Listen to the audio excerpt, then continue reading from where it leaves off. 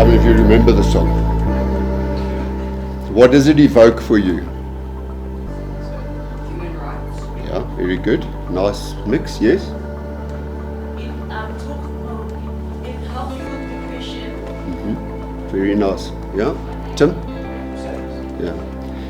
It's very sad. And this brand that I've got here, TRMT, so this is my cousin Timothy, and Tim, that's his signature, the T is his handwriting, and he was one of my big mentors in the world. So I adored him. He was my older cousin. He studied psychology. He's the one who introduced me to working with street children in Hillbrow, etc. And I remember living with him. So when I worked with him, I lived with him. He was my cousin. He was one of my best friends. And what was really interesting is that particular song, when I lived with him in Germiston, we would come home on a Friday and he hated the job that he had. He studied psychology and ended up working in advertising. So he just, he just didn't find joy in his job. So he would come home on a Friday. So we all lived together. It was my two cousins, myself, his wife, his daughter, etc. And we lived in this kind of commune. And that album was released that year. Okay, so that REM, Automatic for the People. And Tim and I had this relationship where we would sit and listen to music for hours and hours and hours, and everyone used to joke with us and say to us, oh, you know what, this is one of my favorites. And then Tim and I would listen, this is one of my favorites. Every song was one of our favorites, and we inhabited music. We read, I used to read existentialist philosophy with him, etc.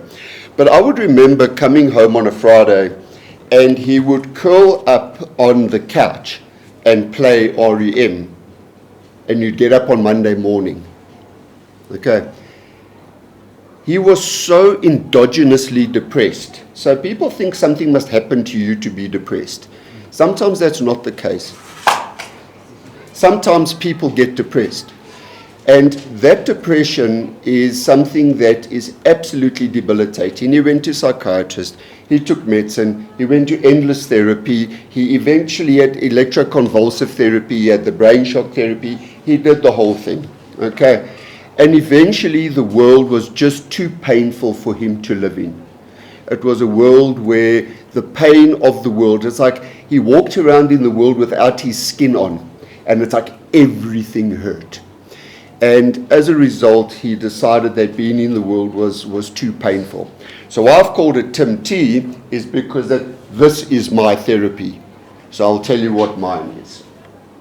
So firstly, I just want to mention Chris, because Chris is the inspiration behind this conference. Chris is also the inspiration behind the Unbothered brand, for those of you who are coming to the fashion show tonight. But he also inspired me to do this. I'm launching two brands today, one in recognition of my cousin, and tonight I'll launch one because I lost my father last year. One will be in recognition to my dad. So the idea of being unbothered is that there are many pressures on the male, and we have had many speakers speak about that, and we need to try and not let that destroy us. That's why unbothered. So now those of you who are sitting here with your partners, you can pretend it's the person sitting next to you. For the rest of you, how many of you remember your first love? How many of you remember losing your first love? How many of you went home and made sad Spotify playlists? Wrote we did mixtapes in those days, but I'm talking to the and then wrote dark poetry about the meaninglessness of your existence. The dark art while sitting on your bed eating ice cream and watching sad movies. We have always known how to process our feelings because it's natural. And the interesting thing is that in terms of this, movement and music are largely how I process my emotions. Okay, so in the gym we do both. Those of you who have trained with me, you'll know my selection of music is extremely intentional. I change the mood and the tone and so on by what I do. Next slide. So this book had a massive impact on me. I did my honors research on suicide, and interestingly, for the quote from the Japanese guys, I did my thesis on different religions. So I did a comparative religion and philosophy honors while I was being a conscientious objector and trying not to get arrested. So in that comparative religion and philosophy. Riding a hot rod. And riding a hot, exactly.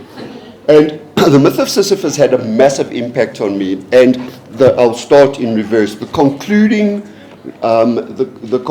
remark in my thesis was, if suicide wasn't an option, I would have killed myself a long time ago. So there's a level at which the idea that there's a way out provides comfort. So and it sounds like such an ironic thing that there's, if this gets too painful, I can leave. Okay, so it's a bit of a contradiction in terms, but I am by philosophy, so by religion I'm a Zen Buddhist, by philosophy I am a what they call an absurdist. So for people who follow absurdism, the originator of it was a guy by the name of Albert Camus. He wrote books, and the one book he wrote was called The Myth of Sisyphus. Now, how many of you know who Sisyphus was? Right. Robert, tell us who Sisyphus was. He was originally a king of the land who was afraid of death and didn't want to die. So when death came knocking on his door, he stuffed him under a bed so that he couldn't die. But Cool. eventually he did. And then he found a way to cheat death. And then he ran away. And then he was found again, and then Sisyphus crawled up the hill. That's probably the most comprehensive explanation of Sisyphus I've ever heard. That's extremely impressive, Robert. So, I mean, even that's a little bit more than I know about Sisyphus. So thank you for that. So I've learned something today. But the thing about Sisyphus, as Robert said at the end, is condemned to push a ball up the hill for the rest of his life. So related to the brand I'm going to launch tonight in honor of my father, my father taught me the honor of an ordinary life. And we don't teach people the honor of an ordinary life anymore. Most of us are ordinary. Most of us get up every day at 6 o'clock in the morning. I drive to get to work. I work all day. I work on weekends. I go home. And I do that, and I do it with joy, because the meaning of life is life. Okay, there's no great revelatory thing. There's no great academia that I'm going to. So the philosophers aren't going to tell me what my life means. Religion's not going to tell me what my life means. My life is meaningful because it's my life. And I think that's what happens is people lose a sense of meaning. So what he said in The Myth of Sisyphus for me was one of the most profound things. And he said, there is only one true philosophical question, not why people kill themselves, but why more don't. So Jerry Garcia, who was the lead in a band called the Grateful Dead, he did a lot of work around mental health, because in those years people took too much acid, and because they took too much acid they went psychotic, and because they were psychotic he developed an interest in mental health. And he says there's the statistic that 70% of the people who are living on the streets have a mental health problem. I'm more interested in the 30% that don't. So we need to look at what keeps people alive. We always look at why people die. We need to look at what keeps them alive, because that ultimately is the question. Okay, so most people know someone who's considered suicide, and it may be them. Most people have found themselves in a place in their lives where they're thinking, I just don't know how to go on. This doesn't make sense to me. Okay, most people. And obviously too many of us know, and we have people present. And it's often presented as this individual person's issue within psychology, and this person's got a pathology, and we need to fix the pathology. But we need to think rather than, is there something wrong with suicidal people? Is there something wrong within the world in which they live, that they choose not to be in it? What kind of world do we live in where you are in so much pain that you think the best way to deal with it is to no longer be in the world? It doesn't make sense. So if you choose not to be in the world, what has happened that you choose to not be in the world? Next one. So suicidology is an interesting thing. Durkheim, I don't know, any of you have studied sociology. Durkheim is a very profound, is someone I studied a lot when I was at varsity. And he was the first person to speak about a concept called suicidology, okay, and why we got these increased rates of society. And because he was a sociologist, he spoke about the fact that there's a breakdown in society because people aren't killing themselves at high rates, which they are, because there's more wrong with them. Something must have changed in the world that people are killing themselves more. Why is the world no longer inhabitable for people? That's really the question we need to ask.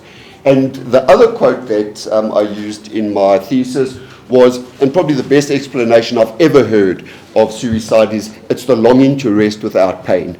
It's this deep yearning to rest without pain. Okay? And then what we want to do is come back, we call it the wow of the world. We want to come back to the vitality of hope when we fight for our own and one another's lives every day, noting that pain and love are intertwined and we carry them both. The pleasure and pain centers in our brain, which the psychiatrists will tell you, they are what we call the shadow of the other side. They're the yin and the yang. The two systems interlink with one another. The pleasure and pain balance is constantly shifting. And what we need to give young people, we need to give them what we call the wow of the world. Because I'm deeply, deeply sad and distressed about the fact that children choose to not be in the world and they whatever, vape or drink or go on their phones or their devices, etc. Because I gave them that world. That's why I'm sad. I gave them that world. They didn't create it. It was me. My generation did that.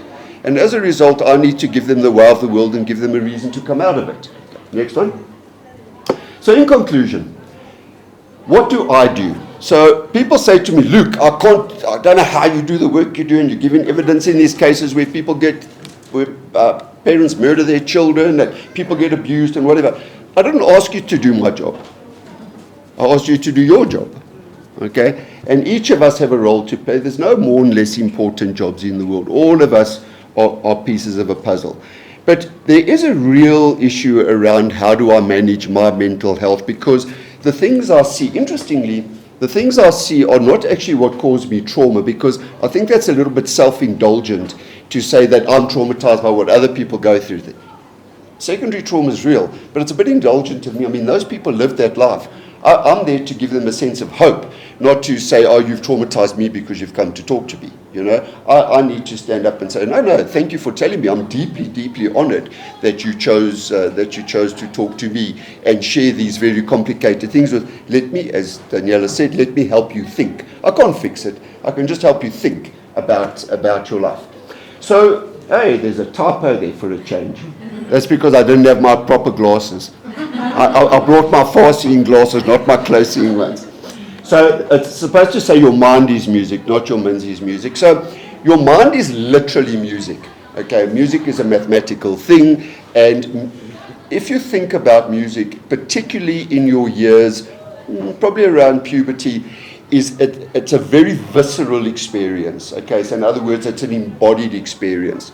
And what happens is, I believe that music is what feelings sound like.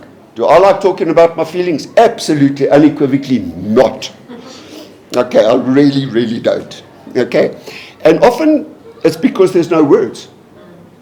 The things I feel don't actually have words.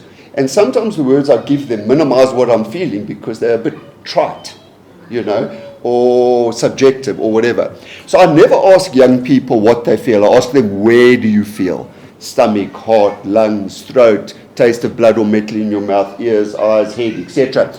And then we try and process it. So what do I do? Well, first of all, when I go home, is I don't touch a device. I take my vinyls and I play my vinyl collection while I cook food on a gas stove. Okay? Because that is the ability to reset. We always talk about this dopamine detox. You don't want to detox from dopamine. You want to use dopamine appropriately. It's an outward-seeking, motivating neurochemical, not a reward chemical. Okay. So how do I do this?